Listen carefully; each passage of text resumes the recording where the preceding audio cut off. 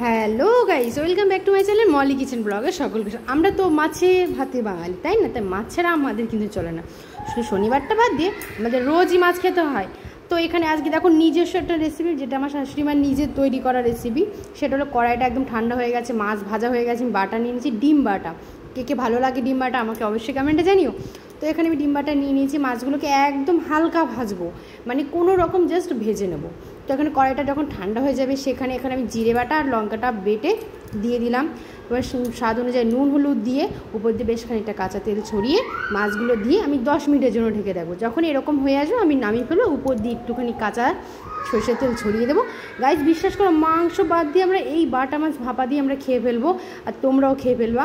এত স্বাদ হয়, এত সুস্বাদু। কেমন লাগলো আমার বাটা মাছ ভাপা জিরে বাটা দিয়ে? ভালো লাগলে অবশ্যই লাইক কমেন্ট শেয়ার সাবস্ক্রাইব করো। বাই। দারুণ হয়েছে গাইস, আমরা মা শাশুড়িতে মিলে জাস্ট জমিয়ে খেয়ে নিলাম।